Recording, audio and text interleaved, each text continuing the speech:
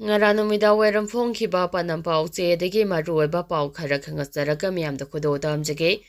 illegal immigrants sing tandokhinabagi mass campaign chatharagani MMTU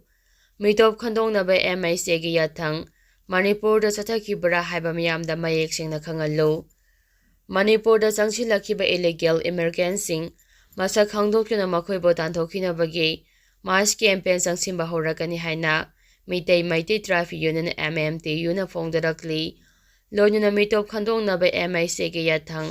Manipur da chathakhibra haiba Manipur laingakna half paper pothokuna miyamna mayek singna khangangadabani haina taksilakli MMTU na thadorakpa jeol amada Ministry of Home Affairs na May 18 dagi June 18 phawada mitop sing khandokyuna maramda halankinaba khangalakhiba warul aduda maru oina Myanmar dagi Logi wangbada changsilakpa mitop singbo mapung oina palle mitop khandokpagi thabakta security force amasung military personnel singsu yawnaba pankhi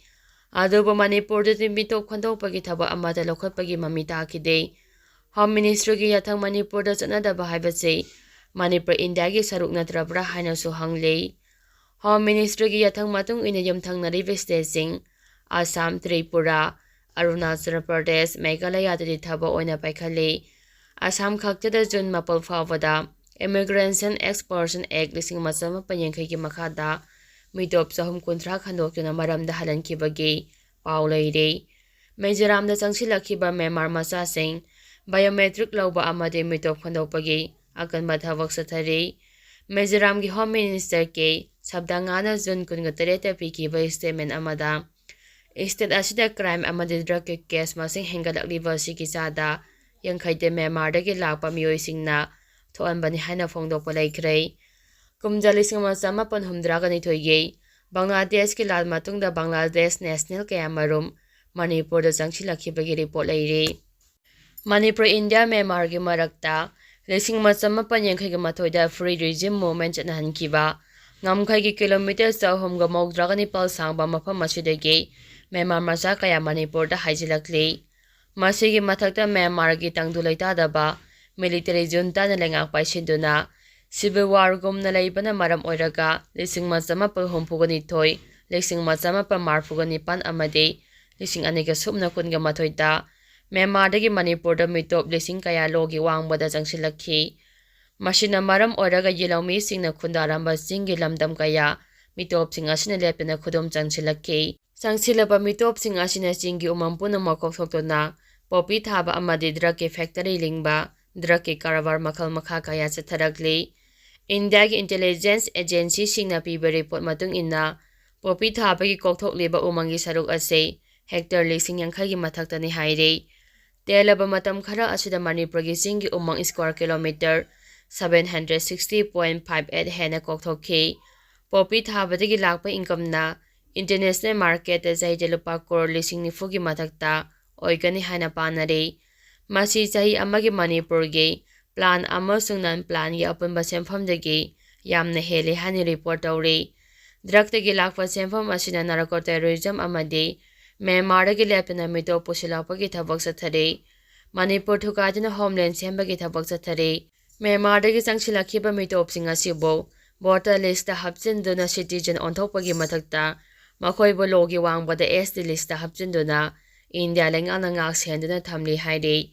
jeol asina makha taraduna India lengana foreigner singbo logi wangbada thabak lokhatnaba foreigner eklising machama panipugani pal semdoktuna henna mapangan kankhatnaba thabak paikhalle foreigner sing thenganaba passport amade registration act chanare masi punama asi Manipur dadi kari chanadabano Manipur asi India ki karamba mafam oina ubage Aikhoi sibuna khoi ki kanano India amadi Manipur lengang lamdam asida logi wangbada changsilakpa mitop sing asibu tasengna khandokpa amadi biometric lawba tarabadi mayoi kaya khandoklabage amadi biometric lawrabage haibado miyamda khanganpham thoi haire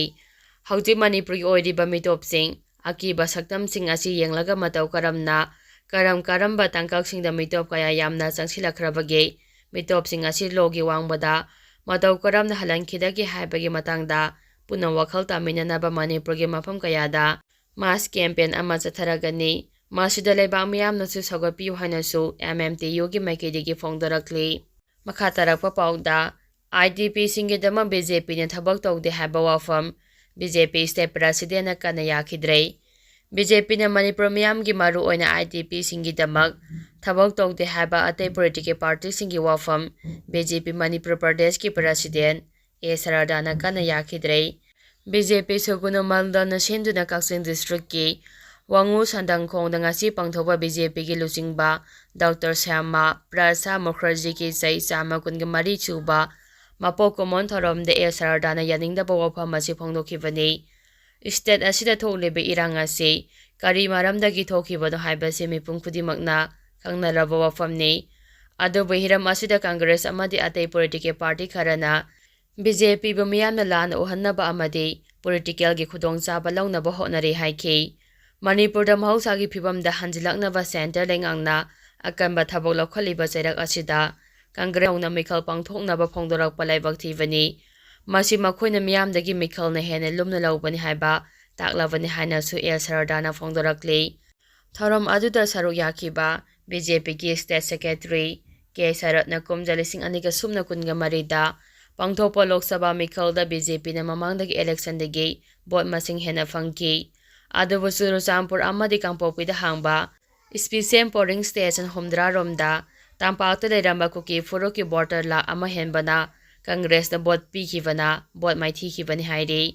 ꯊꯧꯔꯝ ꯑꯗꯨꯗ Congress party ꯌꯧꯔꯝꯕꯗꯒꯤ BJPꯗ ꯆꯪꯂꯛꯄ ꯃꯤꯑꯣꯏ ꯈꯔꯕꯨ ꯂꯩꯉꯥꯝ ꯐꯤ ꯌꯥꯟꯗꯨꯅ ꯇꯔꯥꯝꯅ ꯑꯣꯛꯈꯤ꯫ ꯃꯈꯥ ꯇꯥꯔꯛꯄ ꯄꯥꯎꯗ SOO ꯑꯦꯛꯁꯇꯦꯟꯁꯟꯒ ꯃꯔꯤ ꯂꯩꯅꯅ ꯁꯦꯟꯇꯔꯅ ꯀꯟꯗꯤꯁꯟ ꯊꯝꯗꯨꯅ ꯀꯨꯀꯤ SOO ꯒ꯭ꯔꯨꯞꯁꯤꯡꯒ ꯋꯥꯔꯤ ꯁꯥꯅꯕ ꯌꯥꯔꯣꯏ ZCA ꯍꯧꯈꯤꯕ ꯗꯦꯀꯦꯗ ꯑꯅꯤꯔꯣꯝꯗꯒꯤ ꯍꯧꯗꯨꯅ ꯏꯟꯗꯤꯌꯥ ꯂꯩꯉꯥꯛ ꯑꯃꯗꯤ ꯀꯨꯀꯤ ꯃꯤꯂꯤꯇꯦꯟꯠ ꯒ꯭ꯔꯨꯞꯁꯤꯡꯒ ꯁꯁꯄꯦꯟꯁꯟ ꯑꯣꯐ ꯑꯣꯄꯔꯦꯁꯟ SOO ꯇꯥꯡꯀꯛ ꯅꯥꯏꯅ ꯈꯨꯌꯦꯛ ꯄꯤꯅꯗꯨꯅ ꯑꯦꯛꯁꯇꯦꯟꯁꯟ ꯇꯧꯗꯨꯅ ꯂꯥꯛꯈꯤꯕ ꯑꯗꯨ ꯃꯈꯥ ꯇꯥꯅ SOO ꯑꯦꯛꯁꯇꯦꯟꯁꯟꯒ ꯃꯔꯤ ꯂꯩꯅꯅ ministry of home affairs MHA ꯑꯃꯗꯤ ꯀꯨꯀꯤ SOO ꯒ꯭ꯔꯨꯞꯁꯤꯡꯒ ꯋꯥꯔꯤ ꯁꯥꯅꯕꯒꯤ ꯊꯕꯛ ꯆꯠꯊꯔꯤꯕ ꯑꯁꯤ ꯏꯟꯗꯤꯌꯥ ꯂꯩꯉꯥꯛꯀꯤ ꯃꯥꯏꯀꯩꯗꯒꯤ ꯃꯥꯡꯖꯧꯅꯅ ꯀꯟꯗꯤꯁꯟ ꯊꯝꯗꯨꯅ ꯋꯥꯔꯤ ꯁꯥꯅꯕꯒꯤ ꯊꯕꯛ ꯆꯠꯊꯕ ꯌꯥꯔꯣꯏ ꯍꯥꯏꯅ ꯖꯣꯃꯤ ꯆꯤꯐ ꯑꯦꯁꯣꯁꯤꯌꯦꯁꯟ ZCAꯅ ꯑꯀꯟꯕ ꯋꯥꯐꯝ ꯐꯣꯡꯗꯣꯔꯛꯂꯤ꯫ ꯃꯈꯥ ꯇꯥꯔꯛꯄ ꯄꯥꯎꯗ ꯀꯨꯀꯤꯁꯤꯡꯁꯨ SOO ꯃꯈꯥ ꯁꯥꯡꯗꯣꯛꯄ ꯄꯥꯝꯗ꯭ꯔꯕ꯭ꯔꯥ? ꯆꯤꯡꯗ ꯁꯦꯀ꯭ꯌꯨꯔꯤꯇꯤ ꯐꯣꯔꯁꯇꯒꯤ ꯂꯥꯛꯈꯤꯕ ꯈꯨꯠꯂꯥꯏꯁꯤꯡ ꯂꯧꯈꯠꯀꯗꯧꯔꯤ꯫ ꯍꯧꯈꯤꯕ ꯆꯍꯤ 2019ꯒꯤ ꯑꯣꯒꯁꯠ ꯊꯥꯗ ꯏꯟꯗꯤꯌꯥ ꯒꯚꯔꯟꯃꯦꯟꯠ, ꯃꯅꯤꯄꯨꯔ ꯒꯚꯔꯟꯃꯦꯟꯠ ꯑꯃꯗꯤ ꯀꯨꯀꯤ ꯈꯨꯠꯂꯥꯏ ꯄꯥꯏꯕ ꯒ꯭ꯔꯨꯞꯁꯤꯡꯅ ꯈꯨꯌꯦꯛ ꯄꯤꯅꯗꯨꯅ ꯆꯠꯅꯔꯛꯈꯤꯕ ꯁꯁꯄꯦꯟꯁꯟ ꯑꯣꯐ ꯑꯣꯄꯔꯦꯁꯟ SOO ꯃꯈꯥ ꯇꯥꯅ ꯁꯥꯡꯗꯣꯛꯄꯗ ꯃꯩꯇꯩ ꯈꯛꯇ ꯅꯠꯇꯅ ꯀꯨꯀꯤ ꯃꯤꯌꯥꯝꯒꯤ ꯃꯔꯛꯇꯁꯨ ꯄꯥꯝꯅꯗ꯭ꯔꯦ꯫ ꯑꯃꯔꯣꯝꯗꯅ ꯆꯤꯡꯒꯤ ꯂꯝꯗ ꯁꯦꯀ꯭ꯌꯨꯔꯤꯇꯤ ꯐꯣꯔꯁꯇꯒꯤ ꯂꯥꯛꯈꯤꯕ ꯈꯨꯠꯂꯥꯏꯁꯤꯡ ꯑꯊꯨꯕ ꯃꯇꯝꯗ ꯏꯟꯗꯤꯌꯟ ꯑꯥꯔꯃꯤ ꯑꯃꯁꯨꯡ ꯑꯁꯥꯝ ꯔꯥꯏꯐꯜꯁꯀꯤ ꯈꯨꯠꯊꯥꯡꯗ ꯒꯚꯔꯟꯃꯦꯟꯠꯗ ꯁꯤꯟꯅꯒꯗꯧꯔꯤ꯫ ꯊꯥꯖꯕ ꯌꯥꯕ ꯇꯣꯉꯥꯟ ꯇꯣꯉꯥꯟꯕ ꯄꯥꯎꯒꯤ ꯂꯩꯈꯣꯜꯁꯤꯡꯅ ꯐꯣꯡꯗꯣꯔꯛꯄꯒꯤ ꯃꯇꯨꯡ ꯏꯟꯅ SOO ꯃꯈꯥ ꯇꯥꯅ ꯁꯥꯡꯗꯣꯛꯄꯅ ꯀꯨꯀꯤ ꯂꯥꯏꯔꯕ ꯃꯤꯌꯥꯝꯅ ꯍꯦꯟꯅ ꯋꯥꯍꯟꯒꯅꯤ꯫ ꯍꯧꯈꯤꯕ ꯆꯍꯤ 2025ꯗ ꯏꯟꯗꯤꯌꯥ ꯒꯚꯔꯟꯃꯦꯟꯠꯒ ꯀꯨꯀꯤ ꯖꯣꯃꯤ ꯒ꯭ꯔꯨꯞꯁꯤꯡꯒꯤ ꯑꯄꯨꯟꯕ ꯕꯣꯗꯤ ꯑꯅꯤ KNO ꯑꯃꯁꯨꯡ UPFꯀ ꯁꯁꯄꯦꯟꯁꯟ ꯑꯣꯐ ꯑꯣꯄꯔꯦꯁꯟ ꯆꯠꯅꯔꯕ ꯃꯇꯨꯡꯗ 2019ꯗ ꯃꯅꯤꯄꯨꯔ ꯒꯚꯔꯟꯃꯦꯟꯠ ꯌꯥꯎꯅ ꯑꯃꯨꯛ ꯍꯟꯅ ꯁꯥꯏꯟ ꯇꯧꯅꯈꯤꯕꯅꯤ꯫ ꯃꯈꯥ ꯇꯥꯔꯛꯄ ꯄꯥꯎꯗ ꯆꯨꯔꯆꯥꯟꯄꯨꯔꯒꯤ ꯀꯦꯃꯣꯟꯖꯥꯡꯗ ꯉꯔꯥꯡꯁꯨ ꯑꯃꯨꯛ ꯅꯣꯡꯃꯩ ꯀꯥꯞꯅꯈꯤ꯫